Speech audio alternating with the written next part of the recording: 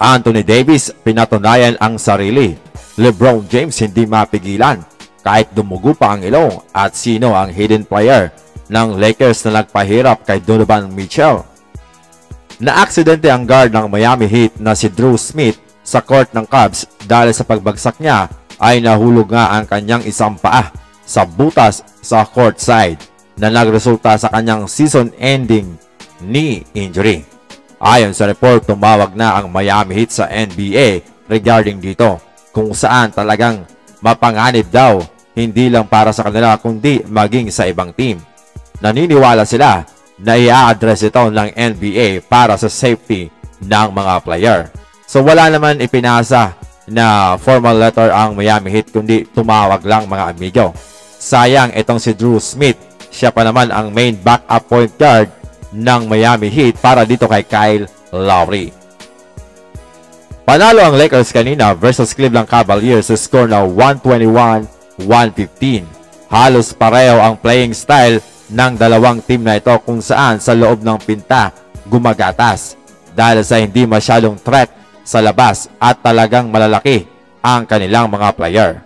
Maganda ang simula ng Los Angeles Lakers sa opening quarter kung saan sila ang lumalamang dito. Yun nga lang, bumangga ang ilong ni LeBron sa ulo ni Evan Mobley na mag-drive ito.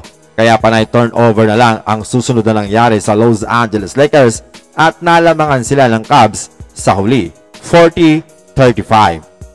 Buti na lang, sa second quarter mga amigo ay tumulong na ang kanilang dalawang big man na si Christian Wood na nagpakawala ng dalawang 3-pointer para sa kanyang 8 points at si Jackson Hayes na napaka-athletic lumilipad mga amigo ay gumawa din ng 10 points.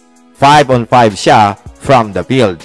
Kaya naman, nagtapos ang first half sa score na 70-71. Isa na lamang ang lamang ng Cavs. Sa pagpasok ng third quarter, it's Anthony Davis show. Grabe, siya lang ang halos kumakaya dito para sa Los Angeles Lakers na gumawa ng 15 points samahan pa ng 7 rebounds at 2 blocks. Sa fourth quarter, naghalimaw naman si LeBron James nang bubuli sa loob ng pinta at talagang lumilipad para dumagdag. Kaya tama lang ang sinabi ni Jason Kidd na parang nasa 25 years old pa lang etong si LeBron. Gumawa siya dito ng 8 points at tinulungan pa ni Anthony Davis na hindi rin sumablay. 3 of 3 from the field para sa kanyang 8 points plus 8 points din itong si Austin Reeves na halimaw talaga.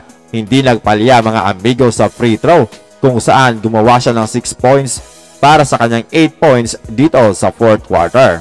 Yun din ang nag-secure ng kanilang panalo.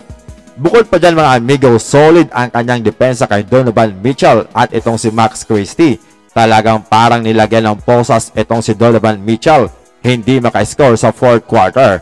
0 of 6 siya from the field at sa free throw lamang nakuha ang 3 points.